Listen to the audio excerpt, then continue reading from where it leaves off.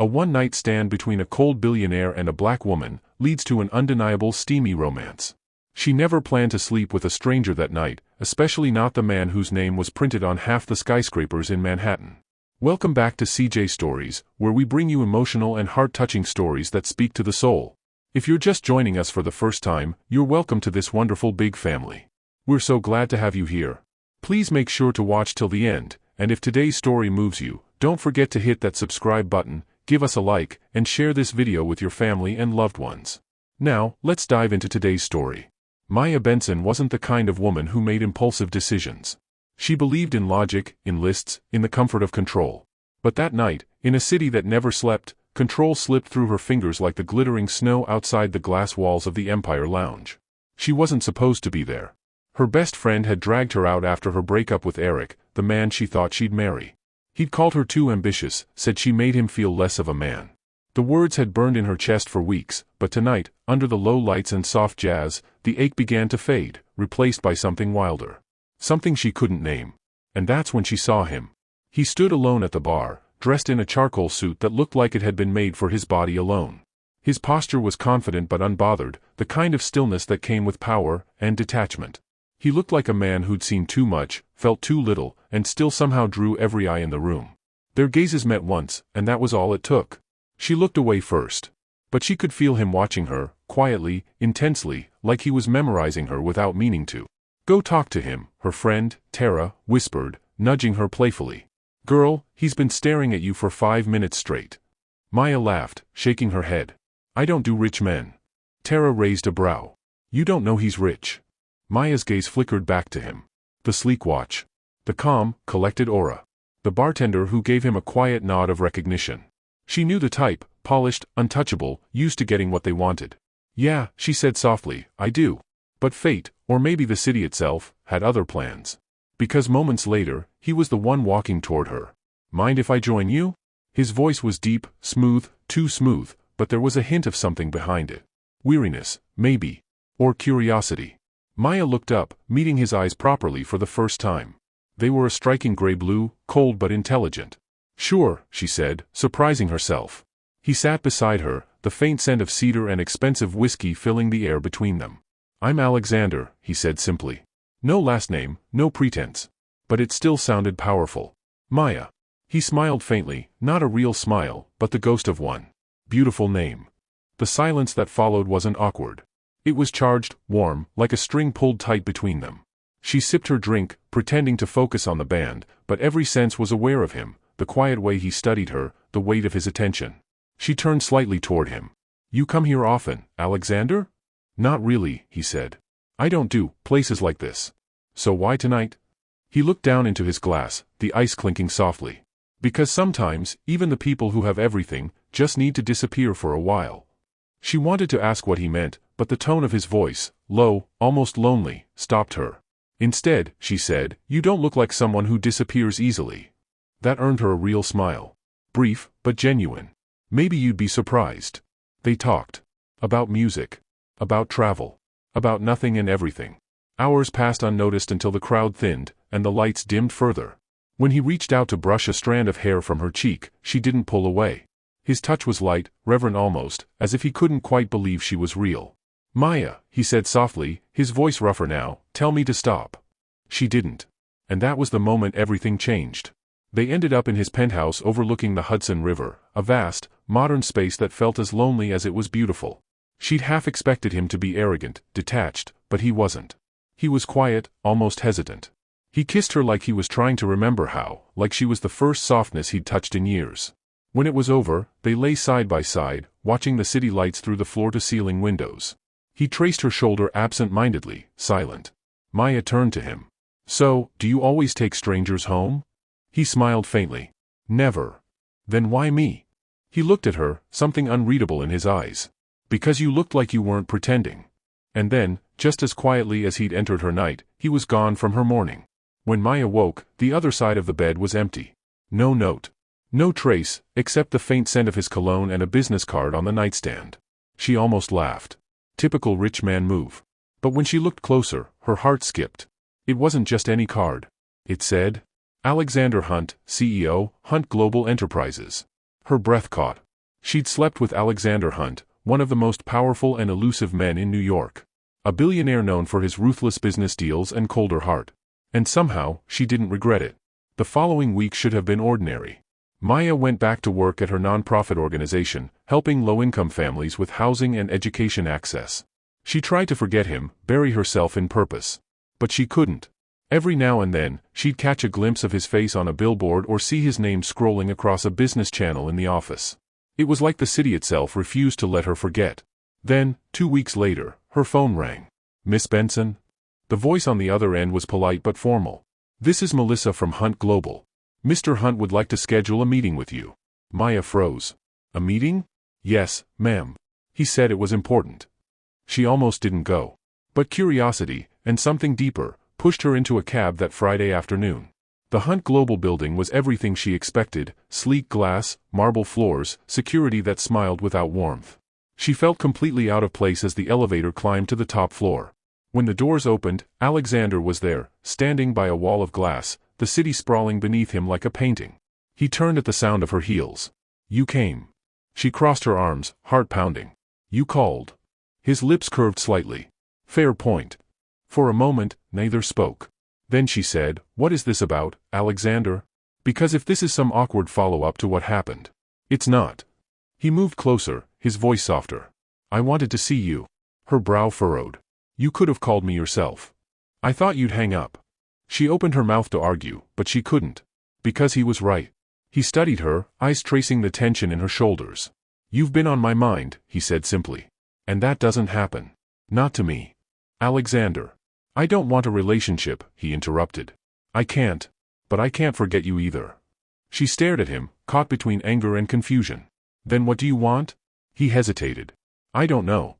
In the weeks that followed, their paths crossed again, sometimes by chance, sometimes not. A charity gala she helped organize had Hunt Global as a silent donor. A city project she managed suddenly got a boost from a private foundation, his foundation. Each time she saw him, the air between them grew heavier, more unspoken. He'd show up at events, always from a distance, always watching. And then, one night, he found her alone after a fundraiser, standing under the soft rain outside the venue. "You're following me," she said, without turning. "Maybe I am," he replied. She finally faced him. "Why?" "Because you make me feel something I thought I'd buried." Maya's breath caught. "You're not as cold as you pretend to be, Alexander." He stepped closer. "Maybe not with you." Their second night together wasn't planned either. It happened after too many truths and not enough space between them. He kissed her under the rain, the city lights shimmering around them, and it felt nothing like the first time. It wasn't lust, it was surrender. The kind of kiss that said, "I'm terrified, but I can't walk away." After that, he didn't disappear. He started showing up, not as the billionaire in tailored suits, but as a man trying to remember how to live. He'd take her to small restaurants in Brooklyn, walk her through Central Park at dawn, ask her questions no one else dared to. She learned things about him no magazine had ever printed, that he'd lost his parents young, that he raised his little sister until she left for Europe, that every business victory felt emptier than the last. And he learned that Maya wasn't chasing success for herself, but for the people who had no voice. She'd grown up in Harlem, worked 2 jobs through college, built her nonprofit from nothing. Her heart was her compass, and that terrified him. Because Alexander Hunt didn't know how to love someone he couldn't control. But Maya didn't want his control. She wanted his truth. For weeks, Alexander and Maya existed in their own rhythm, quiet moments that didn't fit the noise of his world. He would drop by her office unannounced, no entourage, no bodyguards, just a man holding 2 cups of coffee and pretending he wasn't terrified of being seen there. Maya's colleagues whispered, of course, who wouldn't? But she didn't care. For the first time in her adult life, she felt like she wasn't holding herself together alone. Yet even in the calm, something inside Alexander was unsettled. He wanted to be near her, but every time she smiled at him like he was more than a billionaire, it scared him. Because he wasn't used to being seen that way. One night, after a quiet dinner at her apartment, he stood by the window, staring at the city. "You ever think about how small we really are?" he asked softly. Maya looked up from the couch. "That's a strange question coming from a man who owns half of downtown." He smiled faintly. "I don't mean money small. I mean, small in the ways that matter." She watched him, the weight behind his words, the quiet crack in his armor. "You think about that often?" "Lately, yes." His voice softened. "Since you..." She blinked, unsure whether to smile or run from the honesty in his tone. What about me makes you feel small, Mr. Hunt? He turned then, his expression open, unguarded. You make me human. Maya didn't say anything. She didn't have to. She crossed the room and wrapped her arms around him, not out of passion, but comfort. And for once, he didn't resist. They stayed like that for a long time, two souls who had found an unexpected refuge in each other. But love, as Maya knew, rarely came easy. A week later, a headline hit the financial tabloids: Alexander Hunt linked romantically to nonprofit director. She froze when she saw it. The photo, a grainy shot of them leaving a cafe, was splashed across gossip sites by noon. The story painted her as a gold digger, an opportunist, someone using her charity work to seduce a billionaire. Her phone wouldn't stop ringing. Donors began to pull out. The board demanded answers. Maya didn't call Alexander. She wanted to, she wanted to, but she needed to face it alone. So when he showed up at her office that evening, she wasn't surprised. Just tired. I'm sorry, he said, voice low. This wasn't supposed to happen. Her laugh was small, bitter. You think? I'll fix it, he promised, stepping closer. I'll have my PR team. No, she interrupted sharply. Don't you dare. You think this is about image, Alexander? About your company? This is my life. My work. The thing I built from nothing. He flinched, not visibly, but enough for her to notice. Maya, he began, but she cut him off again, tears stinging her eyes. I told you I didn't want to be one of your projects. I believed you were different. But this, she gestured toward the screen, this is exactly why I don't get involved with men like you. He tried to reach for her, but she stepped back. Please, she whispered, just go. And for once, Alexander Hunt, the man who never backed down from anyone, did as he was told. The days that followed were hollow. He threw himself into work, longer hours, endless meetings. But no matter how much noise he surrounded himself with, her absence followed him like a ghost. He'd underestimated what she'd come to mean. He'd spent years building walls, convinced emotions made him weak. But Maya had shown him that vulnerability wasn't weakness, it was living. And now she was gone. It was his sister, Claire, who called him out on it. Do you even hear yourself anymore? She demanded one evening over dinner. You sound like Dad before he died, cold, mechanical, like none of this matters. Alexander sighed. Claire, this isn't about. It is, Alex. You lost someone who made you feel again. So stop pretending that board meetings and headlines matter more. He stared at his sister for a long time, her words sinking in. And for the first time in years, he didn't have an answer. Meanwhile, Maya kept moving, or at least, she tried to. She buried herself in work, rebuilding the nonprofit's credibility. The storm passed eventually, as all things do. But she felt changed, stronger, yet lonelier. Late one evening, as she was leaving her office, she saw a familiar figure waiting near the entrance.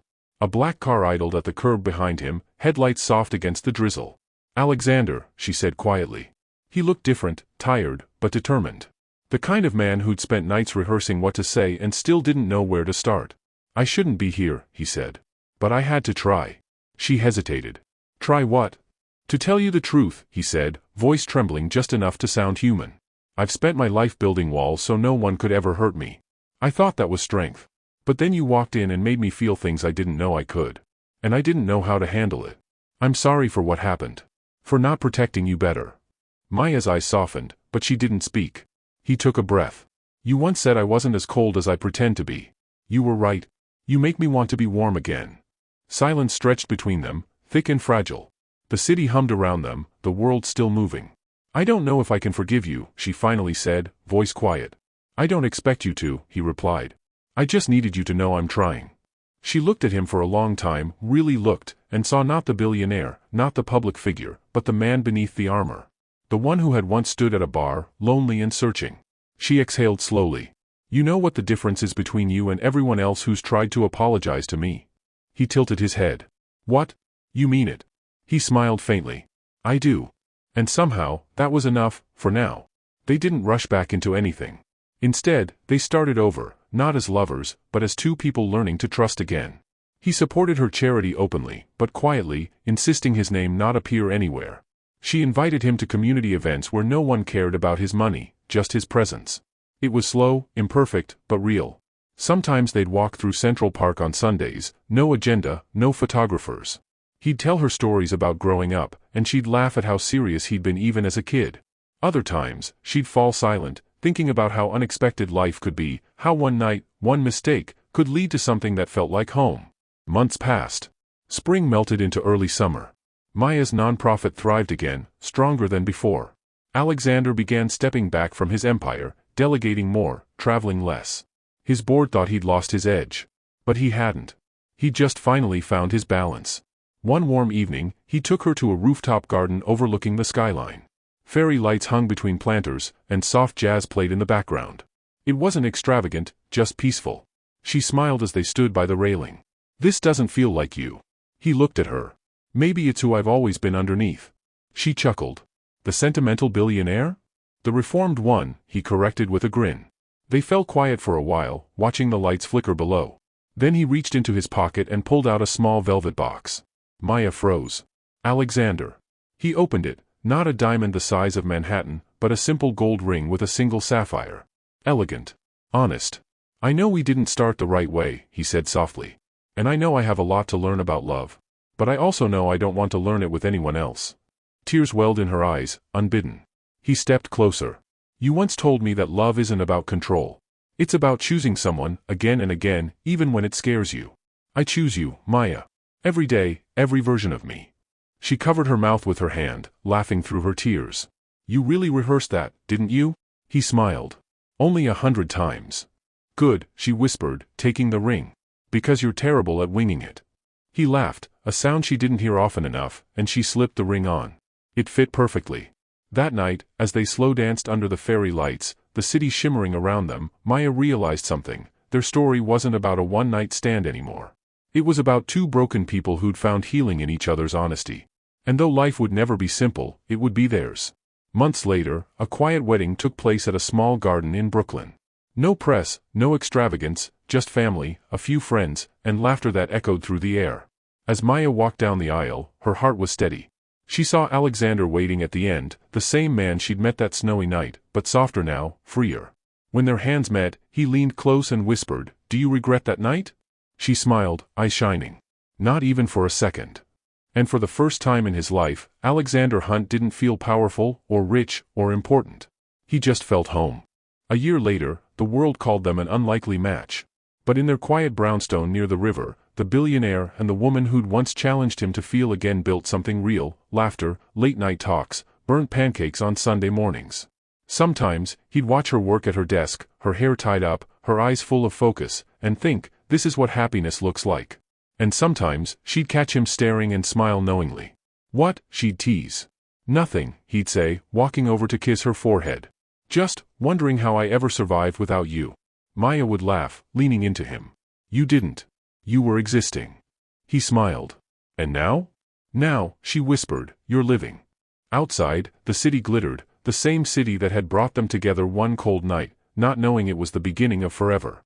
Don't forget to hit the subscribe button for more powerful political stories, and share your thoughts in the comments to tell us which story you want to hear next.